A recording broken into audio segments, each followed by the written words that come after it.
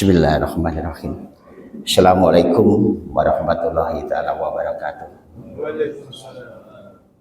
Alhamdulillahirabbil alamin. Wa bihi nasta'in ala umur dunya waddin.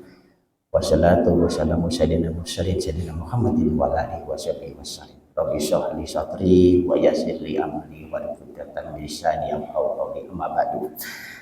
Alhamdulillah, yang berbahagia para jamaah sholat zuhur di Masjid Al-Maidah BPSDM kita tercinta ini, kita dapat menyelesaikan ini insya Allah puasa hari yang ke-15, hari yang 15 nih, pada pertengahan bulan. Insya Allah kita mendapatkan apa yang kita inginkan. Para jamaah, hari ini saya tidak membahas puasa secara spesifik. Saya akan membawakan hal yang mungkin kita tidak sukai, yaitu kematian. Quran surat Al-Imran 185 tentu hal yang sudah sering kita dengar, yaitu kulun nafsi za'ikatul maut. Setiap yang berjiwa pasti akan mendapatkan kematian. Kalau kata Ustadz Muslim, kita ini camat, calon mati. Calon eselon 3 belum tentu, eselon 2 apalagi eselon 1, tapi calon mati itu sudah pasti. Tinggal kita tidak tahu kapan, bagaimana, dan di mana kita akan wafat. Ini ada Ustadz Haji Lalu dan Ustadz Muslim ini pasti dalam doanya terselip, ya Allah biha, ya Allah biha, ya Allah biha, bi husnul khatimah.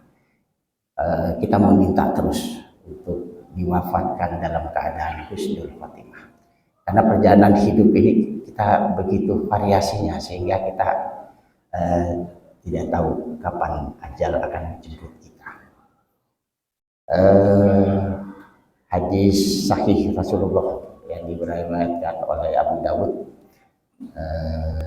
man kana bi kalimatillah, man kana bi akhiri kalimatillah la ilaha illallah bakhalal jannah, yang artinya apabila muslim di akhir hayatnya kita sanggup dapat mengucapkan kalimat thayyibah la ilaha illallah, surga dihalalkan untuk kita. Sekarang pertanyaannya, apakah semudah itu? Apakah semudah itu kita dapat di akhir hidup kita mengucapkan kalimat la ilaha illallah? Ada kebetulan alhamdulillah saya pada ditugaskan di Lapas 9 di tahun 90-an.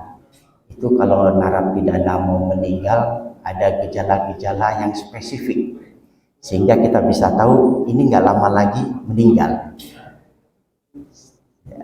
Gejalanya itu pada saat dibawa ke portir atau pintu penjara, itu narapidana itu rata-rata mau meraih kemaluannya dalam keadaan nggak sadar. Itu paling lama 3 hari meninggal.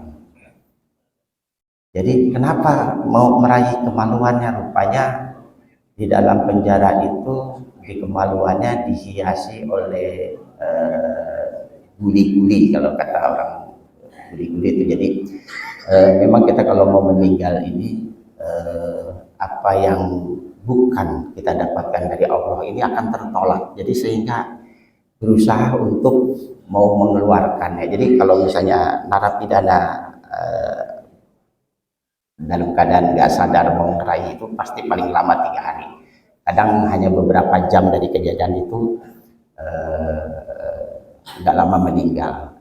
Tapi kita apakah begitu? Apakah kita akan dikasih peringatan itu?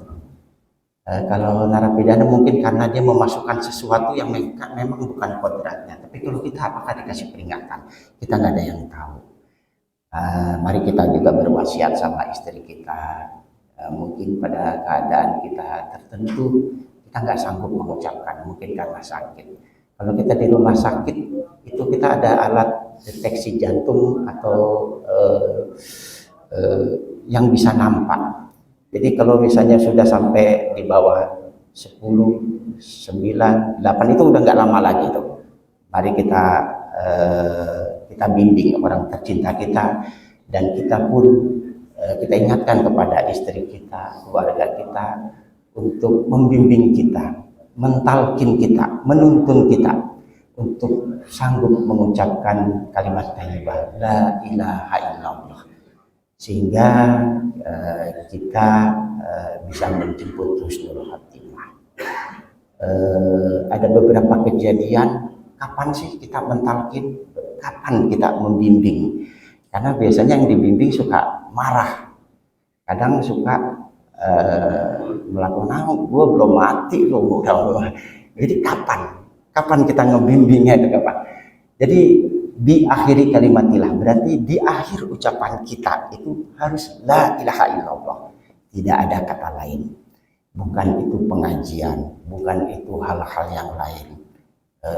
Jadi mari kita di akhir kita ingatkan kepada istri kita, keluarga kita, dan kita sendiri, untuk kepada orang-orang tersayang kita bimbing, kita talkin, entah itu kapan datangnya kita nggak tahu. Makanya marilah kita belajar ucapan kita, ucapan yang baik-baik, ucapan yang bagus-bagus, jangan ucapan yang di luar kontrol atau emosi kita, karena biasanya ucapan yang sering kita katakan itu akan terucap.